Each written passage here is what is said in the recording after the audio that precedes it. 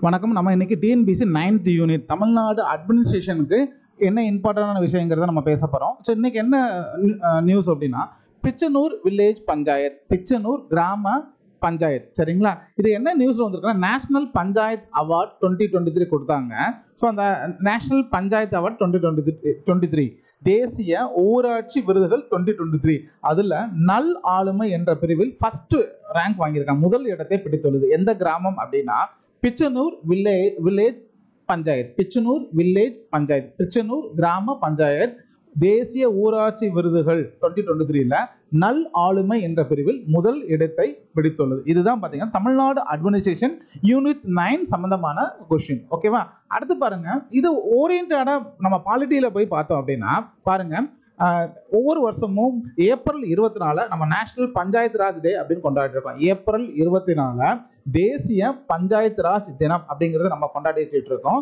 So அது அவங்க தான் என்ன பண்றாங்கன்னா, தேசிய ஊராட்சி விருதுகள் 2023 அப்படிங்கிறது கொடுத்தாங்க.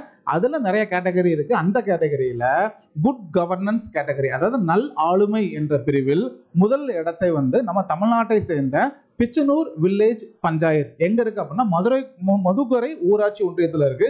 ஸோ அதுக்கு வழங்கப்பட்டிருக்கு. சரிங்களா? இப்போ பாருங்க, நம்ம பஞ்சாயத்தை பத்தி நம்ம பார்ப்போம், பஞ்சாயத்து ராஜ் பத்தி பார்ப்போம். ஸோ பஞ்சாயத்து ராஜ் முதல்ல அந்த வேர்டு யாரு காயின் பண்ணாங்க அப்படின்னா ஜவஹர்லால் நேரு.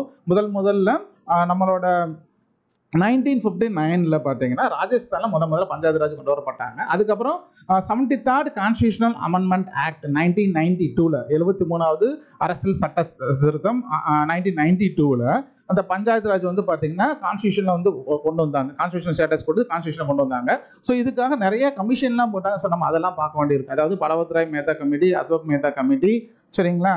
அதாவது ராவ் கமிட்டி, சிங்வி கமிட்டி, இப்படிலாம் கமிட்டி போட்டதுக்கு அப்புறம் தான் 73வது 73rd constitution amendment act of 1992 Panchayat Raj அப்படிங்கிறத கொண்டு வந்தாங்க. இதெல்லாம் பார்த்தீங்கன்னா ஸோ 9th யூனிட் கிடையாது, நம்ம பாலிட்டி சம்மந்தப்பட்ட கன்வென்ஷனல் டாபிக்ஸ்.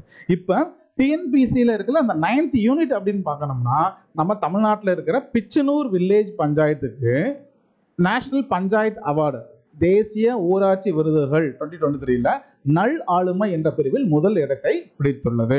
ஸோ இது ரொம்ப இம்பார்ட்டன்ட். 9th யூனிட்டுக்கு இது ரொம்ப இம்பார்ட்டன்ட். இந்த கொஸ்டின் கேட்கறதுக்கான வாய்ப்பு இருக்குது.